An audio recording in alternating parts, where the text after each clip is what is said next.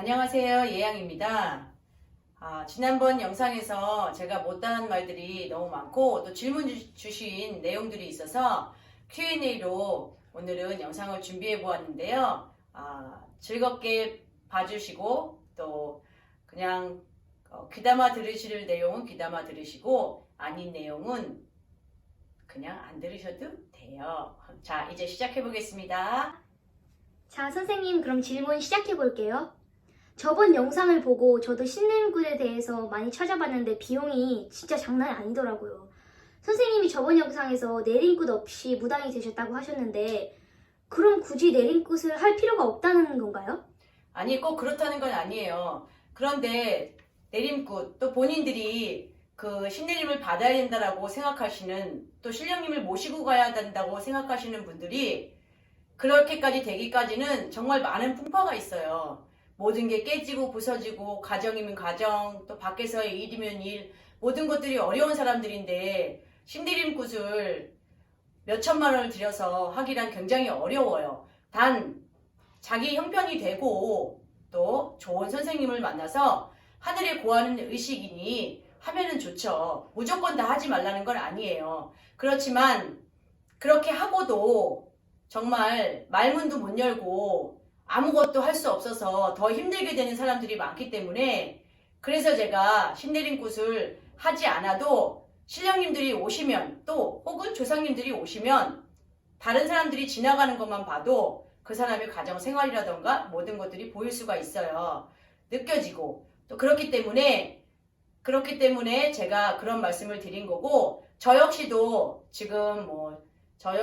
지금까지 오면서 또 할머니 할아버지가 처음에 오시면서도 굉장히 많은 고민을 했었어요. 그 내림굿 때문에.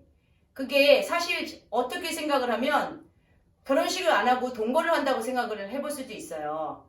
동거를 해서 자식을 낳고 산다고 해서 법을 어겨지는 것도 아니고, 그렇다고 해서 못 사는 것도 아니고, 정말 성대하고 거대하게 결혼식을 한다고 해서 백년 해로를 검은 머리가 팥뿌리가 되도록 산다는 보장도 없어요. 본인들이 어떻게 하느냐에 따라서 달려있는데, 이 내림굿도 마찬가지예요. 내림굿을 했다고 해서 정말 영검하고 용하고 이러냐? 또 안 그러신 분들도 있어요. 그렇다고 내림굿을 하지 않았다고 해서 점사를 못 보고 굿을 못하고 기도를 못하고 이런 건 또 아니라고 생각을 해요.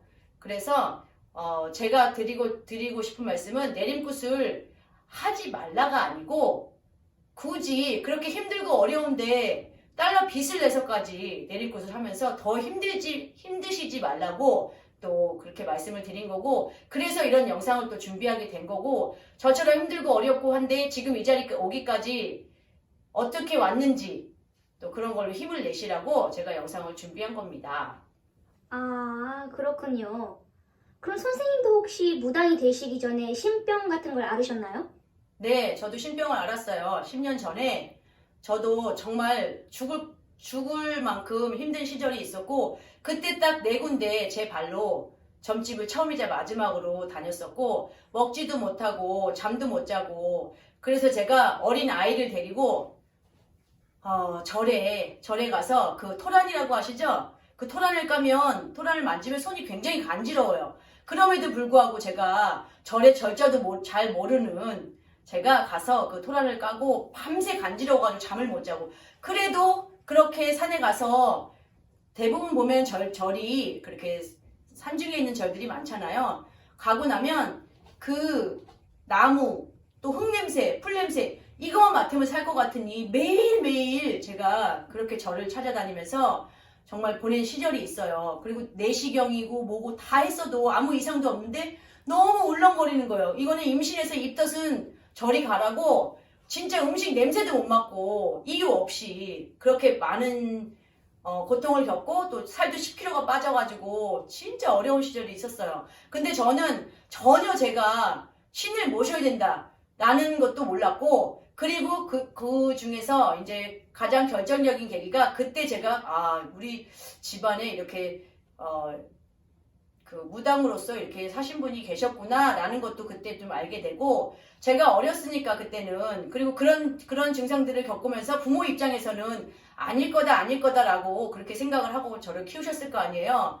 그런데 이제 시간이 지나 보니 이제 그런 일들이 생기니까 나중에는 다 말씀을 해주시더라고요. 사실은 이만저만 해서 증조 할머니께서 이렇게 하셨다. 이렇게 그때 제가 그걸 알았고, 그리고 나서도 굉장히 많이 아팠어요. 또 할머니 모시기 얼마 전까지도 제가 2017년 18년 초까지도 굉장히 많이 아프고 힘이 들었어요. 이거는 어떻게 말로 표현을 할 수가 없어요. 잠도 못 자, 먹지도 못해. 그러니 당연히 어떤 일이 주어져도 그 일이 제가 집중할 수가 없는 거예요.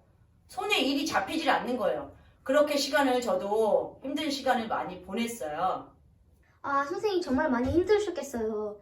근데 저번 영상에서 선생님이 신령님들이 오시면 본인이 제일 잘 안다고 하셨는데 선생님은 신령님들이 오신 걸 어떻게 아셨나요? 저는 그 전에도 이제 귀신도 자주 보고 또 이제 사람을 저는 26살 정도부터는 사람을 다 봤어요. 그 전에 이제 꿈을 꾸고 매일매일 저는 꿈을 꾸거든요. 근데 그 꿈이 그 다음날 현실로 일어나는 경우가 거의 한 70~80%가 되고, 그런 건 제 안중에도 없었어요. 저는 전혀 그런 걸 무당이 돼야 된다 이런 거 생각을 안 하고 살아온 사람이었고, 그런데 이제 사람을 이렇게 보다 보니 어느 때는 그 사람의 디테일한 부분까지도 이렇게 보일 때가 있고, 예를 들자면 제가 이제 2018년 초에 이제 여기는 이렇게 빌리지마다 물건들을 파시는 분이 있어요. 돌아다니면서. 근데 한 번은 이제 생선 파시는 아저씨가 오셨어요. 생선 파시는 아저씨가 오셨는데 그 아저씨를 딱 보는데 생선은 안 보이고 아저씨 얼굴을 딱 보는데 몇 번 얼굴을 마주친 적은 있어요. 근데 디테일하게 이렇게 본 적은 없었고, 그 얼굴을 딱 보는 순간 이 아저씨 부인이 3명인가? 이런 생각이 들더라고요. 근데 또 궁금한 건 또 못 참잖아요. 그래서 제가 물어봤죠. 아저씨 저기 혹시 부인이 3명이냐? 그랬더니 앞니빨이 없어요. 아저씨가 그 이빨 빠진 얼굴로 씩 웃으면서 아니라고 그러더라고요. 그런데 이제 저는 그래서 이 아저씨가 진짜 아닐까? 맞을까? 저도 사실 시험을 해보고 싶은 그런 거 있잖아요. 그래서 계속 꼬치꼬치 캐물었어요.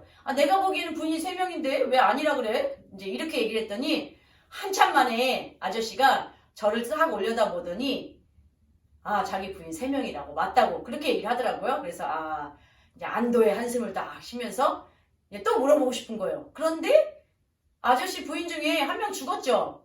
또 이렇게 물었어요. 그랬더니 생선 머리를 딱 자르다 말고 저를 또 딱 올려다봐요. 그러더니 또 이빨 빠진 그 잇몸을 씩 보이면서 처음에는 아니라고 그러더라고요. 그러더니 곰곰이 생각해보니까 그래도 내가 여기 마음이 외국인이죠. 저는 여기서 외국인 이 마음이 뭐를 좀 볼 줄 아나? 이런 듯한 그런 눈빛으로 저를 보면서 가만히 있더니 맞다고 자기 첫 번째 부인이 죽었다고 하더라고요. 그래서 저는 이제 사실 그 아저씨 입장에서는 들추고 싶지 않은 얘기잖아요. 사실 슬픈 일이고 어찌 됐건 간에 좋지 않은 일인데 제가 이제 그 부분을 꺼내내서 좀 미안한 마음도 들었고 좀 짠한 마음이 들더라고요. 근데 아저씨 입장에서는 저 사람이 뭐 하는 사람인데 뭘 하길래 그런 걸 얘기하는데 맞추지? 그랬더니 나중에는 가시면서 환하게 웃으시더라고요. 웃으면서 고맙다고 오히려 저한테. 그래서 아저씨한테 제가 이제 충고 아닌 충고로 어디 건강이 안 좋을 수 있으니 거기 검사도 좀 해보고 이러라고 제가 얘기를 해줬어요. 근데 정말 환하게 웃고 가셨는데 그래도 돌아서는 그 뒷모습이 참 씁쓸하더라고요. 저는 이제 한편으로는 이게 맞구나. 내가 보는 게 맞구나. 이렇게 왜 그런 거 있잖아요. 확인? 이 확인 사살? 이런 거. 그래서 기분이 되게 그날 좀 좋다라기보다 이런 경우도 있구나. 내가 근데 어떻게 맞췄지 그걸? 이런 경우. 그런 경우가 있었고, 또 이제 제가 그 쇼핑몰을 가는 걸 별로 안 좋아해요. 쇼핑을 하는 거, 아이 쇼핑하는 건 좋지만 이렇게 쇼핑하러 가면 많은 사람들이 있잖아요. 많은 사람들이 있는데 그 사람들이 지나다닐 때마다 사람들의 많은 사람들이 빨리빨리 움직이니까 디테일한 건 안 보이지만 그래도 어느 정도는 지나갈 때마다 얼굴만 봐도 이렇게 보이고 느껴져요. 그래서 쇼핑몰 나가면 빨리 집에 가고 싶다.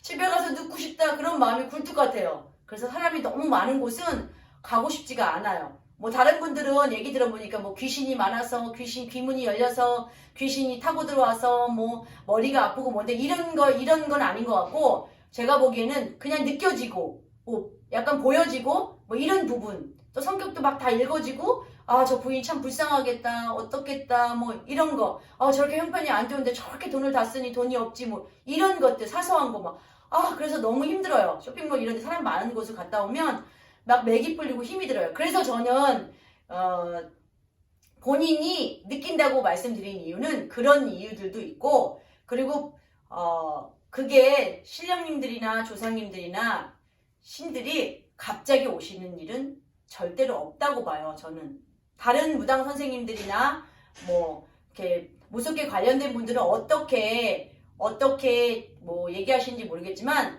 제가 느끼고 스스로 경험해본 바로는 절대 그게 갑자기 어느 순간 이렇게 오시는 분 글쎄 1000분에 1분 정도 될까요?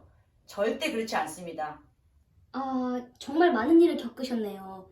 이렇게 힘든 길을 걸어오시면서 많은 분들을 위해 노력을 하고 계신데 앞으로 선생님의 영상을 힘든 결정을 앞둔 분들이 많이 보실 텐데 그분들에게 한 말씀 해주세요.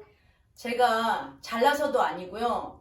제가 뭐 영검하고 뭐 용하다 이런 말 하잖아요. 그래서도 아니에요. 그저 그냥 저는 편안하게 왜 무당이라고 하면 사람들이 벌써 무서워.